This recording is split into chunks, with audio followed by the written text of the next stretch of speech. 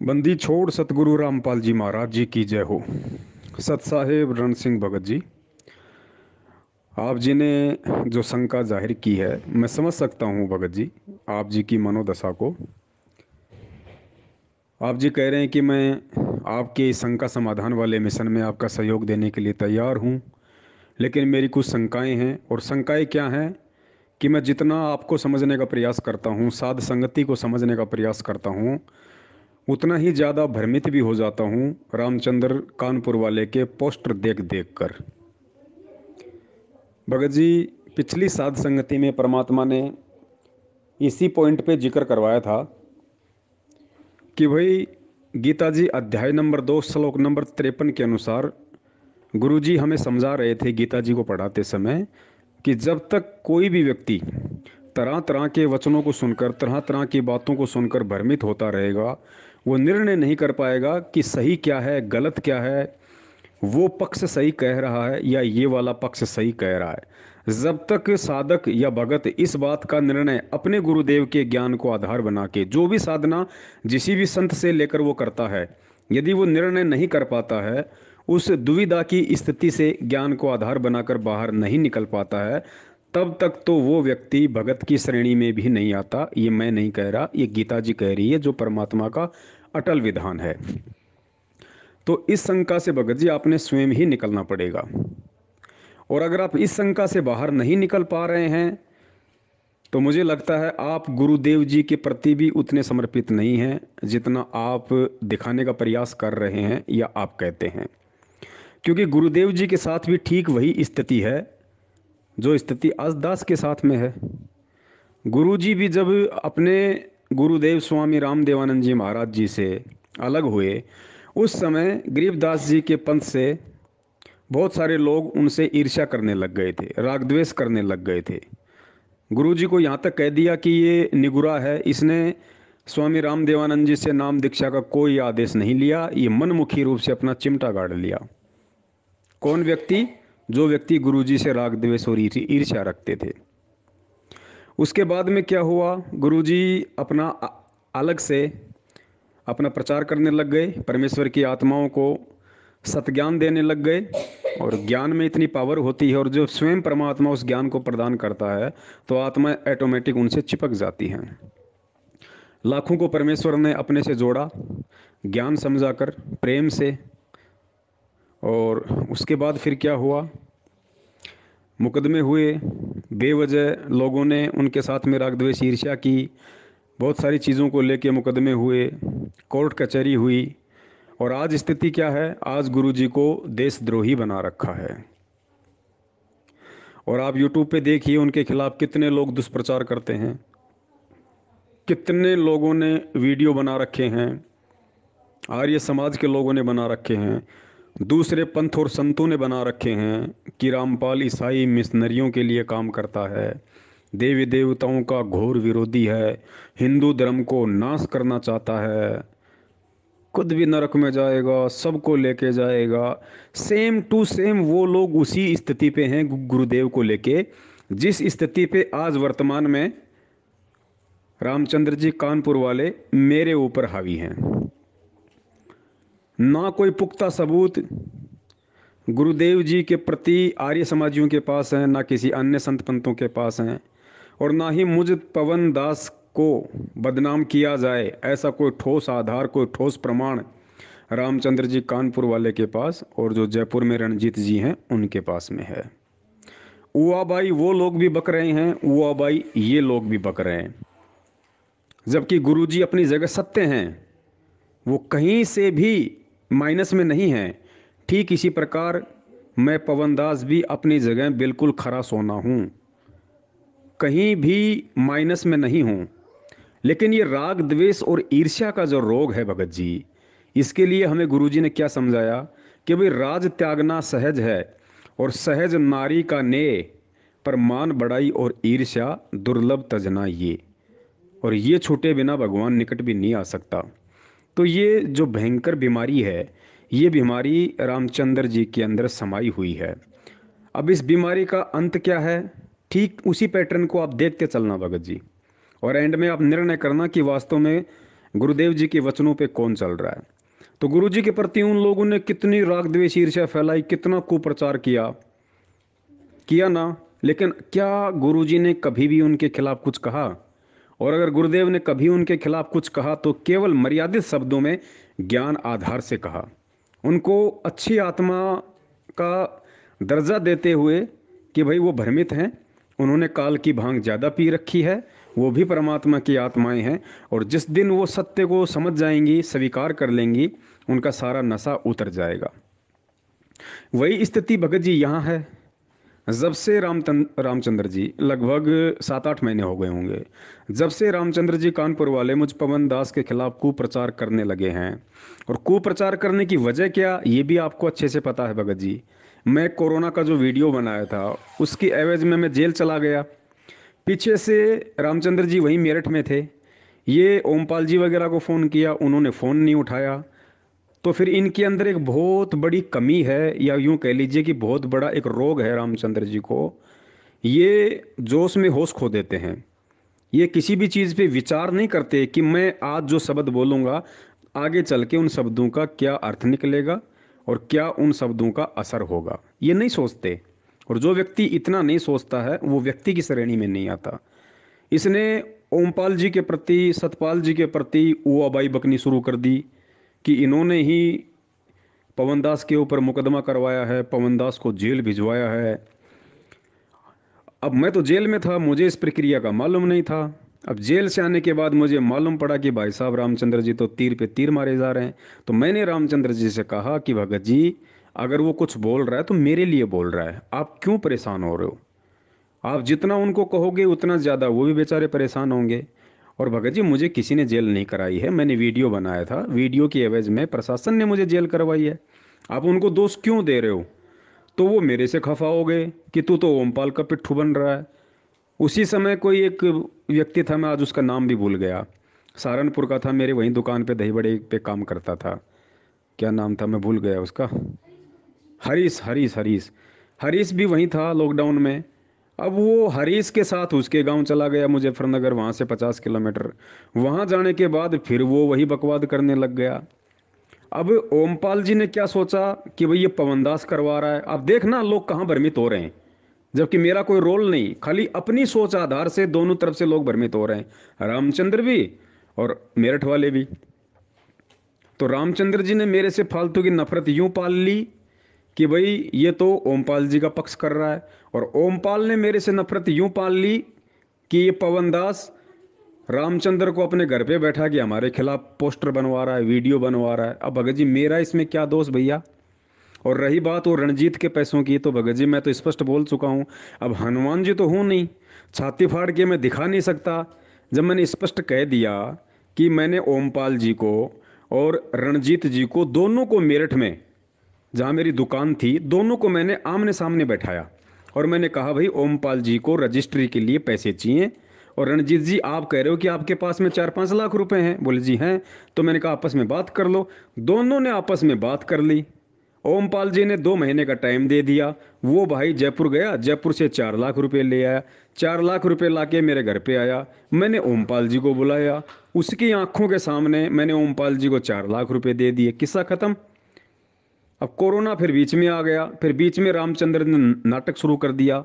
अब इस बात का तो रामचंद्र को 2 महीने पहले पता था, काफी समय पहले ही उसको पता था कि भाई रणजीत ने ओमपाल को पैसे दिए हुए हैं। तो उस समय उसने पैसों का जिक्र क्यों नहीं किया? उसने उस समय उन पैसों का जिक्र क्यों किया जब मैंने उसको यह कहा कि भाई क्यों वीडियो बनाते हो किसी के खिलाफ? उसके बाद वो राग द्वेष ईर्ष्या में आ गया। जिस बात के लिए वो पहले कुछ नहीं बोल रहा था कि ठीक है भाई उधार तो आपस में लेते ही है, कोई दिक्कत नहीं, उसी बात को आगे जाके उसने अपना मेन मुद्दा बना लिया। तो भगत जी, गलती तो उनकी है ना। हाँ, मैंने रणजीत जी से मेरे पर्सनली काम के लिए 50,000 रुपये लिए थे। 50,000 रुपये आप जी उनको रणजीत जी को फ़ोन करके मालूम कर सकते हो। पिछले 5 महीने से हर महीने 10-10 हज़ार रुपया मैं उनको दे रहा हूँ। 50,000 रुपया रणजीत जी के खाते में पहुँच चुका है। अब बताओ भगत जी, बाकी का जो पैसा है वो पहले रणजीत ने कहा कि मुझे ओमपाल देगा। उसने खुद कहा कि पवन मैं तेरे से नहीं मांगूंगा क्योंकि तूने पैसा काम में नहीं लिया। ओमपाल ने हाँ भरी थी, बोला मैं ओमपाल से लूंगा। बाद में वो ओमपाल मुकर गया। अब ओमपाल मुकर गया तो अब वो कह रहा है कि पवन मैं तेरे से लूंगा, तो पवन कहाँ से देगा भाई? आप अपने ऊपर लेके देखो भगत जी इन सब बातों को। अगर मेरी जगह आप हो और आप किसी भगत से, किसी भगत की 4 लाख रुपए की मदद करवा दो और बाद में उस भगत की आपसे बिगड़ जाए, अब बताओ उसके बाद आप पे ठोक दे कि भाई रण सिंह जी कैथल वाले, मैंने आपके कहने पे पैसे दिए थे, आप दो मेरे को पैसे। भगत जी आप कहाँ से दोगे? आप यही तो कहोगे ना कि भैया मैंने तो आप दोनों को आपस में बैठा दिया था, आप दोनों की बातचीत हो गई, मेरे तो आप भी गुरु भाई और वो भी मेरा गुरु भाई, मेरे कोई रिश्तेदार तो हो नहीं तुम, ना मैं तुम्हारा कोई रिश्तेदार। आज अगर कोई बात बिगड़ गई है तो पैसे मैं कहाँ से दूंगा भैया? मैं तो हाँ भर सकता हूँ, मैं ये बता सकता हूँ हाँ भाई इसने पैसे लिए थे, इसने पैसे दिए थे और इतने समय का इसने टाइम दिया था, तो वही मैं कर रहा हूँ भगत जी। अब इससे ज़्यादा मैं क्या कर सकता हूँ? तो भगत जी ये राग द्वेष और ईर्ष्या का मामला है। बाकी मेरे खिलाफ एक भी कोई सबूत हो, एक भी कोई बात हो, जिस प्रकार से रामचंद्र भाई कहता है कि पवन ठग पवन ठग पवन ठग, और मैं भगत जी खुलेआम कह रहा हूँ कि वो परमात्मा मेरी सारी भक्ति को नष्ट कर दे, मेरे युगों युगों की भक्ति को नष्ट कर दे परमेश्वर, यदि मैंने ये नाम दीक्षा लेने के बाद में किसी से 1 रुपया भी अगर मैंने ठगा हो तो भगत जी, 1 रुपया भी किसी से ठगा हो तो, उधार लिए मैंने 6-7 लाख रुपए, क्योंकि मैं काम नहीं कर पा रहा था, मेरा काम धंधा नहीं चल पा रहा था, मुझे परमात्मा की सेवाएं करनी थी, मैं 15-15 20-20 दिन में बाहर रहा करता था भगत समाज के अंदर सच्चाई बताने के लिए। तो मैंने 4-5 लाख रुपए भगत समाज से उधारे लिए और वो भगत जी मैं सबके चुका रहा हूँ धीरे धीरे। जिनको ज़्यादा जल्दी थी उनको परमात्मा जल्दी करवा रहे हैं। और पिछले 5 महीने से जब से मैं यहाँ आया हूँ मेरठ छोड़ के, मैंने भगत जी लगभग 3.5 लाख रुपए मेरा घर खर्चा काट के मैंने लोगों के चुकाए हैं। रामचंद्र जी के मैंने दे दिए, महाराष्ट्र वाला था उसके 50,000 रुपये मैंने दे दिए, और कितने भगत बताऊं जयपुर में अपने कजोड़ भगत जी 50,000 रुपये मैंने उनको दे दिए इन 5 महीनों में। 50,000 रुपये मैंने रणजीत जी को मैंने दे दिए भगत जी। हम और दास नहीं बताना चाहता, और बहुत सारे लोग हैं, कम से कम हमारे क्या नाम है जयपुर में है हमारे रूपदास भगत जी हैं, उनके 45,000 रुपये थे, परमात्मा ने उनके चुकवा दिए। 37,000 रुपये जयपुर में अपने मुकेश भगत जी हैं, परमात्मा ने उनके चुकवा दिए। और भी बहुत सारे भाई थे, मतलब 3.5-4 लाख रुपया परमात्मा ने 5 महीने में। और मेरे घर का खर्चा इन 5 महीनों का कम से कम 2-2.5 लाख रुपया, घर का सामान भी आया, बच्चों के कपड़े भी आए, बहुत सारी चीज़ें भी आई, नई नई जगह आदमी सेट होता, आपको पता है भगत जी। तो मेरी नीयत थी तो परमात्मा ने मुझे बरकत दी। जिस धंधे में मेरी पहले कोई बरकत नहीं हो पा रही थी, उसी धंधे में परमात्मा ने मुझे 5 महीने में 5 लाख रुपए दे दिए भगत जी। और मैंने घर में 1 रुपया नहीं रखा, आज भी नहीं रखा। और मेरे घर पे जो भी 40-50 हज़ार रुपए जो परमात्मा के 10वें अंश के थे भगत जी, वो भी मैंने परमात्मा के बच्चों को दे दिए जो मुसीबत में थे, उनको दिए मैंने, किसी को 10, किसी को 5, किसी को 7, कि भैया परमात्मा का पैसा है, परमात्मा भी अपने बच्चों की सेवा में ही लगाते हैं 10वां अंश। आज गुरुजी हमारे बीच में नहीं है तो मैं क्या करूंगा इस पैसे का? मैं को चाटूंगा थोड़ी, 10वें अंश का पैसा है, परमात्मा का पैसा है। और अगर वास्तव में कोई परमात्मा की आत्मा अगर दुखी है और उसके यदि ये पैसा काम नहीं आया तो धिक्कार है इस 10वें अंश का मेरे घर में रखना। तो भगत जी परमात्मा ने तो 10वें अंश तक की सेवा परमात्मा के बच्चों को करवा दी, और फिर भी हम ठग हैं तो हम ठग हैं भगत जी। और हमें कोई फर्क नहीं पड़ता, चाहे रामचंद्र जी कुछ कहें चाहे और कुछ कहे भगत जी। जब मेरे पिताजी को किसी ने नहीं बख्शा, जब उनको देशद्रोही बना दिया, उनको ठग बना दिया इस काल ने, लोगों में कुप्रेरणा करके, भगत जी मुझ जैसे 2 कौड़ी के जीव को कौन बख्शेगा? तो ये सारा खेल ये चल रहा है।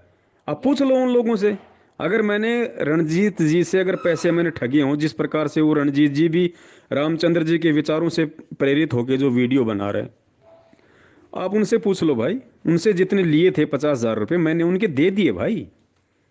अब बताइए मेरी कहाँ गलती है इसमें? अब बाकी 4 लाख तो ओमपाल देगा ना। अब वही बात है भगत जी, जिसकी लाठी उसकी भैंस, ओमपाल पे किसी का जोर चलता नहीं।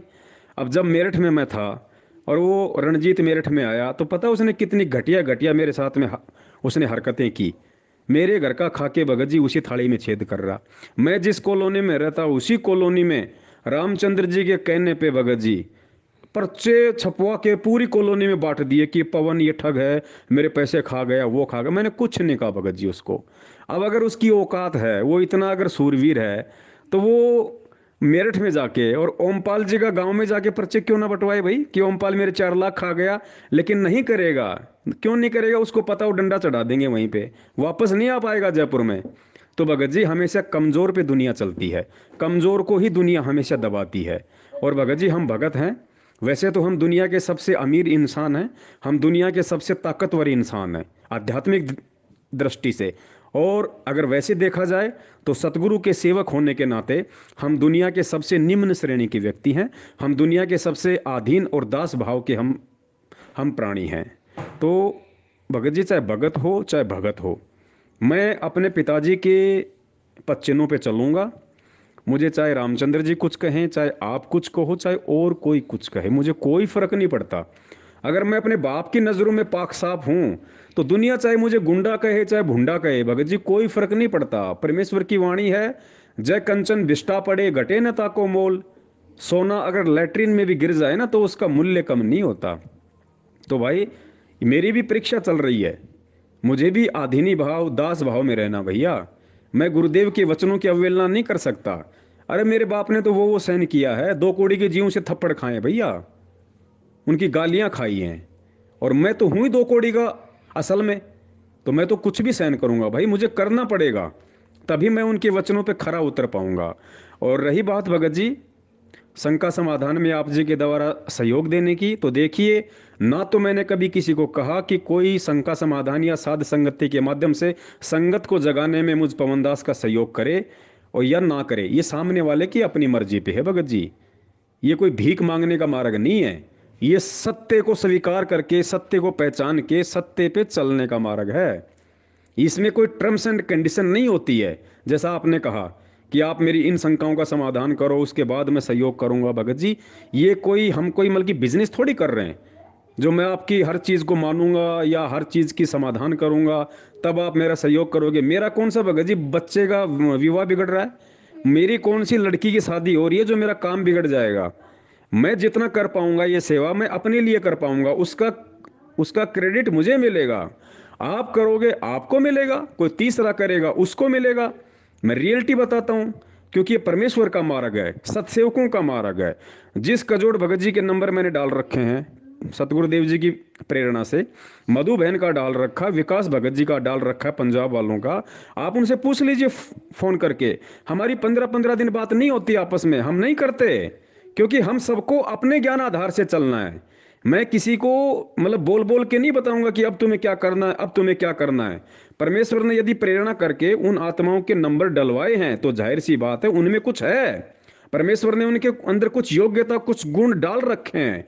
नहीं तो और बहुत सारे सत्सेवक मेरे संपर्क में, उनके परमात्मा ने नंबर क्यों नहीं डलवाए? उन्हीं के क्यों डलवाए भैया? वो कौन से मेरे खास रिश्तेदार हैं? और ना इस मार्ग में कोई किसी का खास होता है। तो भगत जी, जिसकी सेवा करने की इच्छा होगी और जिसके मजबूत भक्ति संस्कार होंगे, और जो व्यक्ति राग द्वेष और ईर्ष्या से कोसों दूर होगा, जो सतगुरु के प्रति समर्पित होगा, भगत जी उसको परमात्मा शिखर पे पहुंचा देगा। शिखर पे हम पढ़ा करते थे पहले, श्री कृष्ण जी के पोस्टरों में लिखा होता था, तू मेरी तरफ एक कदम बढ़ा के तो देख, मैं सारी दुनिया तेरी तरफ ना बढ़ा दूं तो कहना। ये आज है, असली श्री कृष्ण मेरा गुरुदेव है, अपना गुरु जी है, असली श्री कृष्ण, असली मुरारी। इसकी तरफ, सच्चाई की तरफ एक कदम बढ़ा के तो देखो, निष्पाप होके, निष्कलंक होके, निश्चल होके, राग द्वेष ईर्ष्या को कूड़े के ढेर में डाल के एक बार उसकी तरफ चल के तो देखो, परमात्मा अरस से फर्श पे बैठा देगा। रामचंद्र जी मेरे खिलाफ पिछले 7 महीने से इतनी गंदगी डाल रहे हैं फेसबुक पे, व्हाट्सएप पे। भगत जी, उसमें नुकसान किसका है? उनका, उनको मालूम नहीं है उनका कितना नुकसान हो रहा है आध्यात्मिक दृष्टि से। क्योंकि एक तो वो संत की निंदा कर रहे हैं, भगत की निंदा कर रहा हो, क्योंकि मैं भगत जी बिल्कुल अपनी जगह पाक साफ हूं, लेकिन वो राग द्वेष ईर्ष्या से ग्रसित है, तो वो करेगा भाई, वो करेगा, तो इसमें मेरा क्या दोष? अब गुरुजी के खिलाफ दुनिया कुछ कर रही है, उल्टा सीधे बोल रहे हैं, तो उसमें गुरुजी का क्या दोष भाई? अब कोई गुरुजी से है कि गुरुजी मुझे तो इनके प्रति जो शंका है, ये लोग आपके खिलाफ ऐसा ऐसा बोल रहे हैं, आपके खिलाफ ऐसा ऐसा कुप्रचार कर रहे हैं, आप मुझे पहले इस शंका से बाहर निकालो, ऐसा क्यों कर रहे हैं, तब मैं आपके मिशन में सहयोग दूं। तो भाई गुरुजी ने कोई ठेका थोड़ी ले रखा उस बात का, सभी को पाक साफ करने का। अरे भैया, गुरुजी के सत्संग सुनो, गुरुजी के विचारों से स्वयं परिचित हो, और फिर स्वयं निर्णय करो कि ऐसा ज्ञान देने वाला गुरुदेव, ऐसा सत का मार्ग बताने वाला गुरुदेव क्या कभी इस तरह की घटिया या गंदी हरकतें करेगा? अगर नहीं करेगा तो वो सत्य है। तो भाई देखो, पवन दास को देखो, आज जब से आप मुझे जानते हो तब से आप मेरा चरित्र देखो, आप मेरे विचार देखो, आप मेरा जीवन देखो, मेरी जीवन शैली देखो। उसके बाद आप बताओ, रामचंद्र जी के अलावा किसी और से आपने सुना कि वो ठग है? रामचंद्र जी या उसके दो चार जो साथी हैं उनके अलावा क्या आपने किसी से सुना कि पवन ठग है? और मैनेजमेंट ने कहा कि पवन ने नामदान से चोरी की। मैंने भगत जी सरेआम चैलेंज कर रखा है भैया, आ जाओ भाई, परमात्मा धरती पे फैसला करेगा। बीच में जहर की बोतल रखो टेबल पे, एक तरफ महेंद्र बैठो या वो व्यक्ति बैठो जो मेरे ऊपर ये लांछन लगा रहा है, और एक तरफ मैं बैठूंगा और जहर पीऊंगा, और जहर पीना पड़ेगा। परमात्मा धरती पे है जिसने मीरा के जहर को अमृत किया था। यहाँ पे अन्याय नहीं होने देगा भगवान, वरना इस धरती से न्याय और धर्म समाप्त हो जाएगा। परमात्मा के रहते सहते अगर अन्याय हो गया तो उसके भक्तों के साथ में। तो भगत जी ये भक्ति मार्ग है भैया, इसमें फैसला आपको लेना पड़ेगा। अगर आपको सेवा करनी है तो आपको पहले अपना स्टैंड क्लियर करना पड़ेगा। देखिए, हम नहीं कहते किसी को जबरदस्ती कि हमारे साथ आके संगत को जगाओ। जगाओगे तो आप अपने लिए जगाओगे, आप अपने गुरु के प्रति अपना शिष्य धर्म निभाओगे।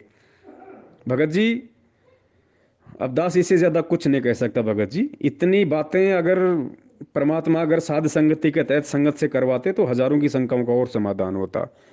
ये बातें जो अपन ने की हैं इनका कोई मतलब नहीं निकलता। रामचंद्र जी नहीं समझेंगे भगत जी, मैं जानता हूं उनको।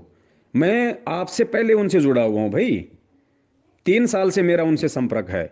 मैं उनके व्यवहार से अच्छी तरह मैं परिचित हूँ। देखो, रामचंद्र जी कोई बुरे इंसान नहीं है, कोई कुचरित्र का इंसान नहीं है।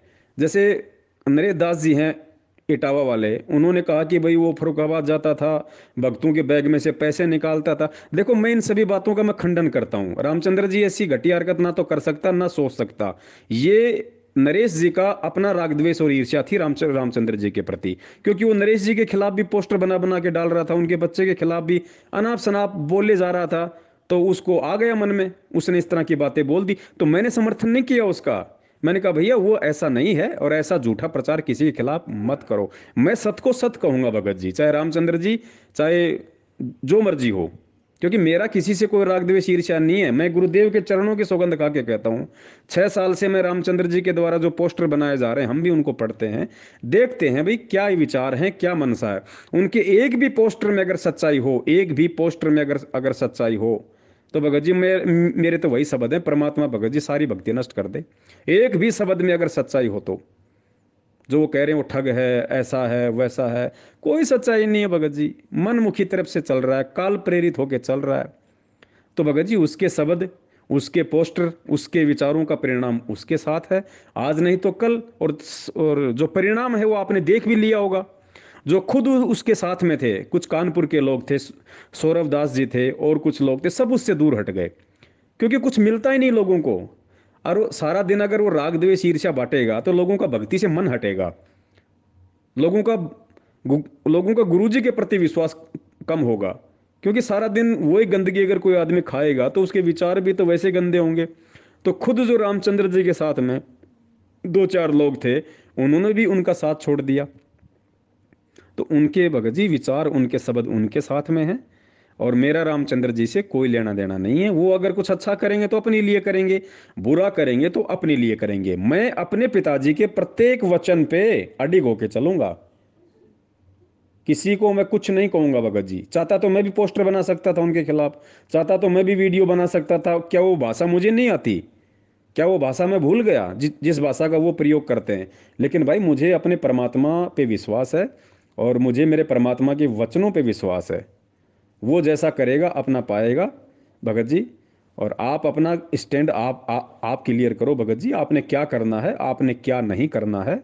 ये राग द्वेष और ईर्ष्या का मार्ग नहीं है भगत जी। जब हम एक भगत को नहीं पहचान पा रहे यहाँ पे, हम भगवान को क्या पहचानेंगे? क्या पहचाना होगा फिर भगत जी आप लोगों ने गुरु जी को, जब आप एक गुरु जी के एक शिष्य को नहीं पहचान पा रहे, एक भगत को आप नहीं पहचान पा रहे, इतने नजदीक रह के इतनी बार उनसे मुलाकात करके गुरु जी को फिर हम क्या पहचानेंगे? जो भगत को नहीं पहचान सकता वो भगवान को क्या पहचानेंगे? खुद सोचने की बात है, कॉमन सेंस की बात है भगत जी।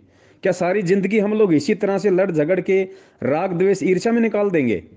आज अगर परमात्मा ने मुझ पवन दास के साथ में अगर हजारों भाई बहनों का अगर एक जत्था अगर अगर परमेश्वर ने अगर खड़ा किया है तो क्यों किया है? मैंने किसी आत्मा को कहा कि भाई तुम मेरे साथ लगो या साध संगति में तुम मेरा साथ दो, शंका समाधान के नाम से तुम यूट्यूब पे चैनल बनाओ। मैंने किसी पे कोई दबाव नहीं डाला। मैंने प्रार्थना की, भैया हम सब भगत हैं, हमारे गुरुजी के साथ में इस तरह से इन लोगों ने उनको आम व्यक्ति समझ के, आम मानव समझ के उनके साथ में ऐसा व्यवहार किया जिस वजह से बरवाला कांड हुआ। अब ये हम सबका शिष्य धर्म बनता है कि हम अपने पिताजी के पद चिन्हों पर चलते हुए ज्ञान आधार से, क्योंकि हमारा हथियार है ज्ञान आधार, उस आधार से हम भगत समाज की शंकाओं का भी समाधान करें। हम भगत समाज को धीरे धीरे सत्यता से भी परिचित करवाएं ताकि इन काल प्रेरित लोगों से हटके वो परमात्मा की तरफ बढ़े। इससे हमारी सेवा बनेगी, इससे हमारे पुण्य बनेंगे और परमेश्वर इसी से प्रसन्न होंगे, क्योंकि यही उनका मार्ग है, सत्य, प्रेम और अहिंसा का, जो वर्तमान में केवल सत्सेवक ही निभा पा रहे हैं। आपको पता है कि मैनेजमेंट ने हमारे साथ में कितनी ज्यादतियां की। 3 बार तो मेरे ऊपर जानलेवा हमले किए, 2 बार तो भयंकर रूप से उन्होंने मेरी पिटाई की जहां पे बचना मुश्किल था। और भगत जी इसके अलावा उन्होंने कौन सी कमी छोड़ दी? और मैनेजमेंट जो खुद सच्चाई के साथ थे, रामचंद्र जी जैसे मेरठ वाले भगत जी, उन्होंने मेरे साथ में कौन सी कमी छोड़ी बताइए? मारा है नहीं और रुलाने में कोई कमी छोड़ी ही नहीं। लेकिन भगत जी मैंने तो कभी, आप देख लो, जब से मैं मेरठ छोड़ के आया हूं, मैंने मेरठ वालों के खिलाफ भी अगर एक शब्द कहा हो तो बताओ, एक शब्द भी अगर मैंने कहा हो तो बताओ। जबकि ओमपाल जी ने मेरे लिए ऐसे ऐसे शब्द कहे कि तेरी औरत जो है वो कुचरित्र की है, मैं तेरे घर पे जाऊंगा, पता नहीं मेरे ऊपर इल्जाम लगा दे, मैं तेरा मर्डर कर दूंगा अगर तुम मेरठ में रहेगा तो। लेकिन मैंने कभी कहा उनके खिलाफ कुछ? कोई पोस्टर बनाया, कोई वीडियो बनाया, किसी से कोई रिकॉर्डिंग सुनी आपने जो मैंने उनके खिलाफ कोई बात की हो? रामचंद्र जी के खिलाफ कोई पोस्टर बनाया हो, कोई वीडियो बनाया हो, किसी कोई कॉल रिकॉर्डिंग में मैंने कोई कोई गुस्सा जाहिर किया हो तो मुझे बताओ। मैं नहीं करूंगा भगत जी, क्योंकि सहन करने वाला सूरवीर होता है। गुरु जी ने बताया इस भक्ति मार्ग में सहन कर जो करता है, जो सहन करता है वो सूरवीर होता है। उसके कई प्रकार के उसके तप बनते हैं, उसकी वाणी का तप बनता है।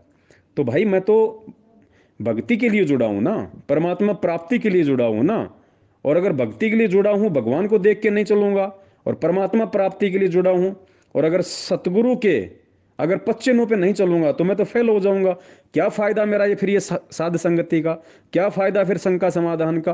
क्या फायदा फिर ये भक्ति करने का, जब मेरे सतलोक के जाने वाले मार्ग में ही मेरी कोई क्रिया बाधक बन के खड़ी हो जाए तो? भगत जी मैं ऐसा नहीं करूंगा, बिल्कुल भी नहीं करूंगा।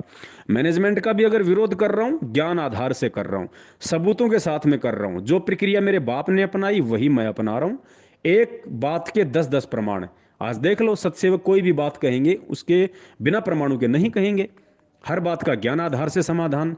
इसलिए आज परमेश्वर के बच्चे, क्योंकि भगत जी हमें गुरुजी ने बरवाला के सत्संगों में 2005 वालों में कहानी सुनाई थी, एक राजा की और एक लक्कड़ मर्चेंट की। जब वो राजा उधर से गुजरता था तो राजा के मन में आती थी कि ये लकड़ी बेचने वाले को, जो ये लकड़ी का जो जो ये मर्चेंट है, व्यापारी है, मैं इसको फांसी तोड़ दूं, मेरे मन में ऐसी आती है। लेकिन यार मैं इसको जानता नहीं, पहचानता नहीं, कभी इससे मिला नहीं, मेरे मन में ऐसे विचार क्यों आते हैं? तो 2-3 बार गया, राजा के मन में वही उसके प्रति ऐसे कुविचार। तो राजा ने क्या किया, एक मंत्री को बुलाया। मंत्री थोड़ा समझदार था। राजा ने सारी बात मंत्री को बताई कि यार मैं जब भी उधर से जाता हूँ मेरे मन में ऐसा ऐसा आता है उसके प्रति, जबकि वो मुझे बेचारा कोई ऐसा कोई लगता भी नहीं है। मंत्री समझदार था, उसने किसी संत से बातचीत की तो संत ने बताया कि भाई अवश्य उस लक्कड़हारे के मन में राजा के प्रति कुविचार है, राजा के प्रति कोई मतलब बुरी भावना उसके अंदर है, और ये हर एक्शन का रिएक्शन होता है। Every action has an opposite reaction. तो वो दोनों वहां गए उस लक्कड़ मर्चेंट के पास में, मंत्री और संत, और उससे बात की कि भाई राजा ऐसी ऐसी बात बोल रहा है, और देखना भैया सांची बताएगा तो पीछा छूटेगा, नहीं तो सूली टूटेगी। तो लक्कड़ मर्चेंट ने कहा कि सांची बताऊं? बोले सांची बताएगा तो पीछा छूटेगा। तो लक्कड़ मर्चेंट ने कहा कि जी मेरे मन में ऐसे आता है कि राजा मर जा, और राजा मर जाएगा तो क्या करते हैं, अपना नंबर बनाने के लिए नगर के बड़े बड़े सेठ चंदन की लकड़ी लेके जाते हैं उसकी चिता में डालने के लिए, और मेरे ऊपर बहुत सारा कर्जा हो रहा है, तो मैं ये सोचूं कि राजा मर जा, राजा मर जा तो मेरी चंदन की लकड़ी बहुत बिकेगी, मेरा सारा कर्जा समाप्त हो जाएगा।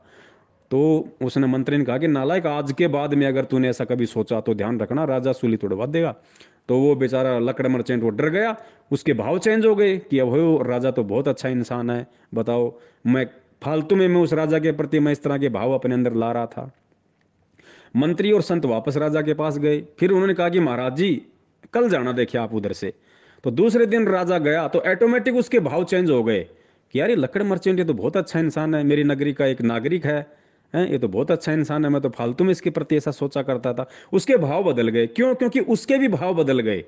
तो भगत जी ठीक इसी प्रकार यदि मैं परमेश्वर के ज्ञान को आधार बना के और स्वयं परमेश्वर के प्रत्येक वचन और मर्यादा का पालन करके यदि इस भक्ति मार्ग पे चलूंगा, मैं स्वयं भक्ति करूंगा, जो कर्म मैं स्वयं कर रहा हूं उन कर्मों के विषय में यदि मैं अपने भगत भाई बहनों को गुरुदेव के आशीर्वाद से ज्ञान आधार से समाधान करूंगा, उनको कहूंगा कि भाई इस तरीके से करने से गुरुदेव ने बताया ऐसा फायदा होगा। अब जैसे कुछ दिन पहले परमात्मा ने लाइव साध संगति के माध्यम से और भोग विलास के ऊपर करवाया, तो परमेश्वर ने संदेशा दिलवाया कि भाई सर में सफेद बाल आ गए, हमारे बच्चे हमारे बराबर हो गए, और आज भी हम यदि इस व्यर्थ की भोग विलास में डूबे पड़े, हम कैसे हम परमात्मा को पाएंगे? परमात्मा की तो वाणी है कि भग भोग्या भग उपजय, और भग से बचा न कोई, जो कोई भग से बचे भगत कावे सोई। अरे जब तक हम गुरुदेव से नाम लेके और इस व्यर्थ की भोग विलास की इस गंदी प्रक्रिया को नहीं छोड़ेंगे आज भी, तो बताओ हम तो भगत ही नहीं बने परमात्मा की वाणी के अनुसार, चाहे हम कोई भी नाम मिल गया हो। तो भगत जी पहले परमात्मा ने दास को उस वीडियो के ऊपर खरा उतराया, क्योंकि दास उस चीज से दूर था। परमेश्वर की दया से मैंने अपनी भक्तमती को मैंने अपनी जुमल की बहन बना रखा है। मेरा कोई शारीरिक संबंध नहीं है, हम दोनों एक परमात्मा की आत्मा है। हमारा जब बाप एक है तो हम दोनों भाई बहन हैं। हम उस गंदी प्रक्रिया से दूर हैं, और आज हमारे मन में भी नहीं आती भगत जी। क्योंकि जब इंसान ठान लेता है ना, इस ज्ञान को आधार बना के जब भगत ठान लेता है तो परमात्मा उसकी इच्छा पूर्ति करते हैं। इस दास ने आज दिन में भी ये संदेशा दिलवाया था कि इस भक्ति मार्ग में भगत जिस इच्छा को लेके भक्ति करेगा परमात्मा उसकी पूर्ति करेगा। जैसे मैनेजमेंट ने माया प्राप्ति के लिए की तो परमात्मा ने अरबों खरबों की माया दे दी। आज इनसे संभलने में नहीं आ रही, लेकिन चैन एक सेकंड का नहीं। तो भगत जी ये बहुत सारी बातें हैं, तो इन बातों का संगत पे उसके बाद होता है असर। इसलिए आज परमात्मा ने हजारों की संख्या में सत्सेवक भाई बहन पवनदास के साथ में जोड़ दिए। अगर पवनदास के मन में जरा सा भी ये भाव हो, और मैं आज फिर कह रहा हूं, आज वर्तमान के समय तक जो मैं आपसे बात कर रहा हूं, इस समय तक यदि मेरे मन में किसी भी प्रकार का कोई भी दुष्भाव हो इस संगत के प्रति, भगवान के प्रति, भक्ति के प्रति, यदि मेरी ऐसी कोई भावना हो कि भाई मैं कोई गुरु बनना चाहता हूं, मैं कोई महंत बनना चाहता हूं, या कोई माया प्राप्ति कोई मेरा ऐसा कोई मेरा कोई मकसद है, या मान बढ़ाई के लिए मैं ये सब कुछ कर रहा हूं, तो मैं तो कह रहा हूं परमात्मा जिंदा जमीन में गाड़ देना मुझे। अगर जिस दिन भी मेरे अंदर इतने से भाव परमात्मा अगर आ जाएं, मेरे आत्म कल्याण के अलावा, एक भगत बन के भक्ति करने के अलावा, एक सतगुरु के प्रति एक शिष्य धर्म निभाने के अलावा मेरे मन में अगर जरा सा भी अगर विक्षेप आ जाए परमात्मा -% भी, परमात्मा उसी दिन मुझे मौत दे देना और मुझे फिर कभी कोई मानव जन्म देना ताकि मैं आपकी भक्ति कर सकूं। भगत जी तब वो परमात्मा अपने बच्चे का नाम करता है। आज उस परमात्मा के भाई को गली का कुत्ता नहीं जानता, और आज परमात्मा ने अपने बच्चे का देश दुनिया में नाम कर रखा। लेकिन मेरी इच्छा नाम कमाने की नहीं थी, मेरी इच्छा ये नहीं थी कि मुझे संगत जाने, मुझे पहचाने। मेरी इच्छा केवल सत्य को ऊपर लाने की थी, सतगुरु आशीर्वाद से। तो परमेश्वर की वाणी है, जय तू चाले एक कदम मैं चालूं कदम 60, जय तू हो जा काठ का मैं हो जाऊं लोहे की लाठ। भगत जी, भगत सिंह ने कभी नहीं सोचा था कि मेरा इतिहास बनेगा, मेरा नाम होगा। वो केवल अपना मातृभूमि के प्रति जो उनका धर्म था वो निभा रहा था, और निभाते निभाते 18-20 साल की उम्र में फांसी चढ़ गया। आज दुनिया उसकी जयंतियां मनाती है। वो कोई मान बढ़ाई के लिए नहीं वो फांसी पे चढ़ा था, मान बढ़ाई के लिए कोई नहीं चढ़ता फांसी पे। सबको अपना जीवन प्यारा है, उसमें केवल देश प्रेम की भावना थी, देश पे मर मिटने की भावना थी, देश को आजाद कराने की उसकी मनसा थी। तो आज देखो पूरी दुनिया उसको जानती है, पूरी दुनिया। तो भगत जी यही इस दास का है भैया। मेरा सबसे पहला मेरा जो कर्म है, मेरा जो मकसद है वो है आत्म कल्याण। उसके बाद में मेरा जो शिष्य धर्म है वो है कि मैं अपने भगत भाई बहनों को सच्चाई से परिचित कराऊं। ये मेरा शिष्य धर्म बनता है। और आज भगत होके यदि हम ये निर्णय नहीं कर पाएंगे कि कौन व्यक्ति काल प्रेरित होकर परमात्मा की आत्माओं को काल के मुंह में लेके जा रहा है, और कौन व्यक्ति एक सच्चे भगत की भूमिका निभा के अपना शिष्य धर्म निभाते हुए भगत भाई बहनों को सच्चाई से परिचित करवा रहा है, भगत जी फिर हम काहे के भगत है? जब हम दूध दूध और पानी को छान नहीं सकते, नीर खीर का निबेरा नहीं कर सकते, सत्य और असत्य में हम कोई निर्णय नहीं कर सकते, तो क्या फायदा फिर ये ज्ञान लेने का? क्या फायदा फिर तत्वदर्शी संत की शरण में आने का?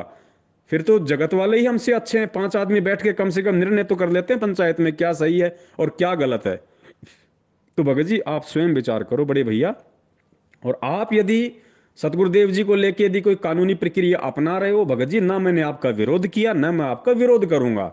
आपको जो अच्छा लगता है आप कीजिए, और मुझे जो अच्छा लग रहा है भगत जी मैं वो कर रहा हूं। मैं क्यों आपके काम में टांग टांग अड़ा के मैं फालतू में मैं आपके प्रति मतलब की बुरा बनूं? क्यों मैं किसी प्रकार का राग द्वेष और ईर्ष्या फैलाऊं?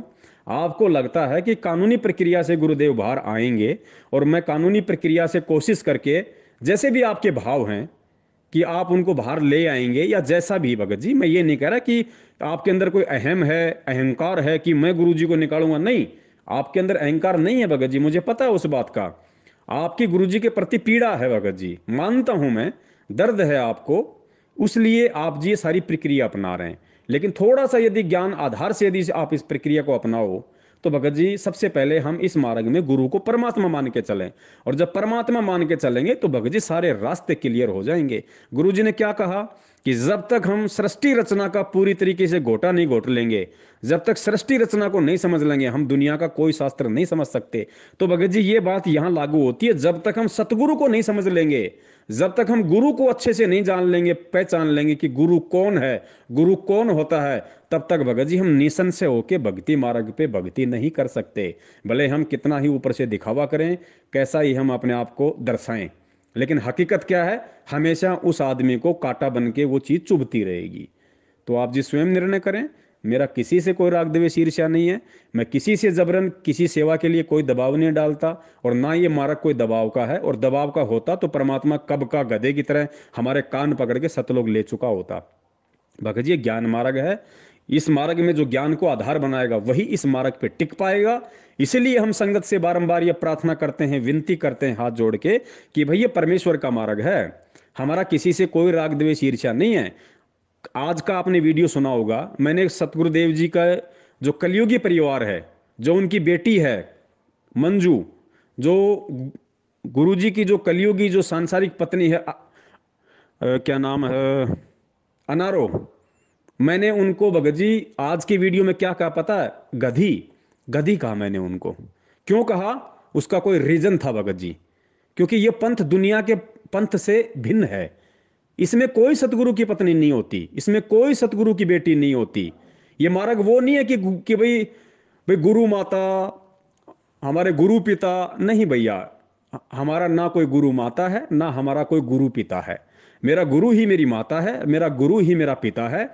ठीक है, ये परमेश्वर ने जो लीला की है कलयुग की बिजली पीढ़ी में आके एक परिवार के अंदर प्रकट होने की, भगत जी ये परमेश्वर ने इसलिए की है ताकि मेरी आत्माएं मुझे ज्ञान से समझें। ये शिक्षा क्यों दी है, तत्व ज्ञान क्यों दिया है? परमात्मा ऐसी ही लीला करेगा, उन लीलाओं से आपको परमात्मा निकालना पड़ेगा।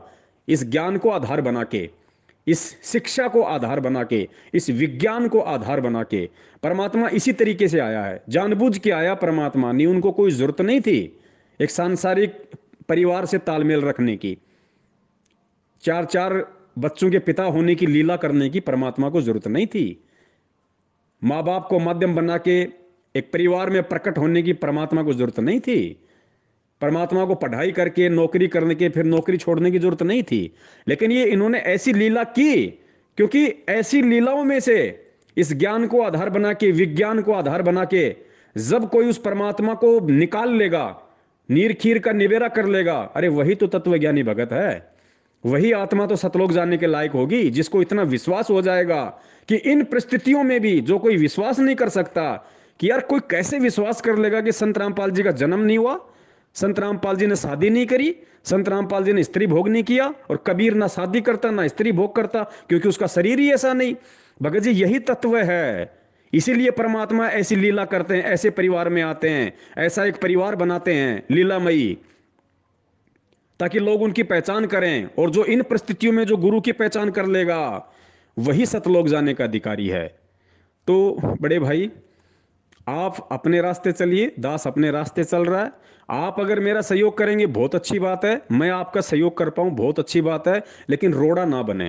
रोड़ा बनेंगे परमात्मा दुखी होगा, परमात्मा दुखी होगा, जिसकी गलती उसको सजा मिलेगी। ये परमेश्वर का वचन है कि भगत होकर अगर कोई भगत को परेशान करेगा, परमात्मा उसका भी बक्कल उतारेगा। ऑडियो सुन लेना।